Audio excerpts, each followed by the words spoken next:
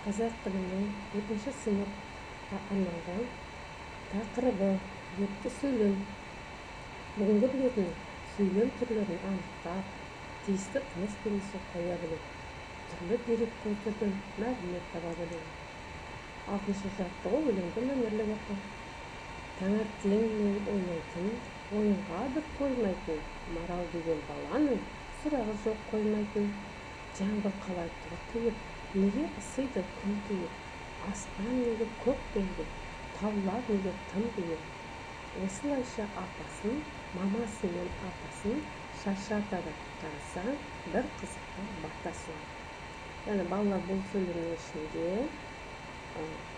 қарамен жазылған сөйлемдер, осы сұрақ пен жауабын дерек көздерін іздеп көріп, және жауабын жазды. Қарамен сұраулы сөйлемдер жазылған. Мысалы, қандай сөйлемдер? Жаңбыр қалай тұрқиып, неге ысиды күн тиіп, аспан неге көк белгіп, таулар неге тым биік деген осындай төрт сұраулы сөйлем берілген. Бұл табиғаттың заңы бойынша жаңбырдың қалай құйып тұрғанын, күннің неге ыситынын, аспан неге көктем екенін, таулардың тым биік екенін осы сұрақтарға жауап іздейміз. Енді 7-ші жаттығу сөйлемдерді көркем жазу. Ағаштың бұтақтарын сындырма, гүлді жұлма. Бұл жазылған сөйлем қандай сөйлем түрінен? Лепті сөйлемнің себебі бұл жерде ағаштың бұтақтарын сындыруға болмайтын, гүлді жұлуға болмайтын. Яғни бұл гүл әдеміліктің белгісі. Ағаштар біздің барлық айналамыздағы шаң тозаңнан сақтайтын осындай ағаштарды егу керек, және сындыруға болмайды екен. 8-ші жаттығу сурет бойынша мәтін құрастырып жаз. Суретке қарап не айтуға болады бала? Құрастырған мәтінінде лепті сөйлемдер болсын дейді. Яғни бізде қарап тұрсақ, қыс мезгілі екен, балалар таудан биік шанамен сырғанап келді. Оның қасында кішкентай күшігін жүгіріп келеді. Ендеше кәнекей біз мәтінімізді құрастырайық.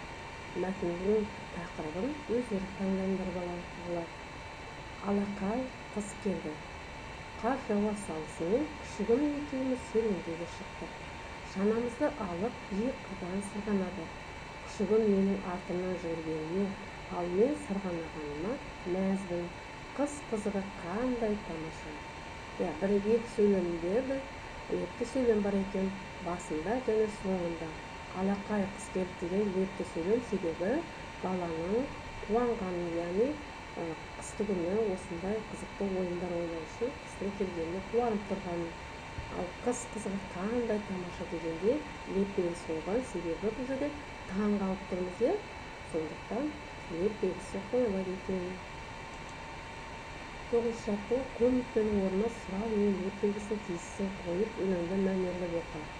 Жомарт сөзінің беретін мағынасын оқулықтың соңындағы түсіндірме сөздіктен оқып ал деген. Жомарт деген сөз адам уәдесінде тұрады, әділ, қайырымды болады.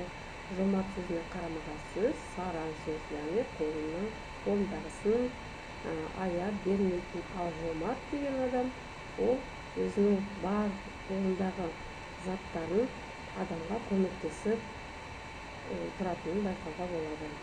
Не жомарт, кім жомарт? Не жомарт? Жер жомарт, адамзатты асыраған. Не жомарт? Күн жомарт, жерге нұры шашыраған. Кім жомарт? Құстар жомарт, бар балаға тәлім берген. Кім жомарт? Батыр жомарт, алла үшін жан берген. Балалар, тек қана бұл жерде жазылған иелер емес, сонымен қатар айналамызда қоршаған мәліметтерге қарайтын болсақ, барлық иелер өзінің қолындағысын жасап, халыққа қызмет етуде. Бұл жерде бізге жердің, күннің, ұстаздың, яғни батырдың жомарттығы туралы берілген екен.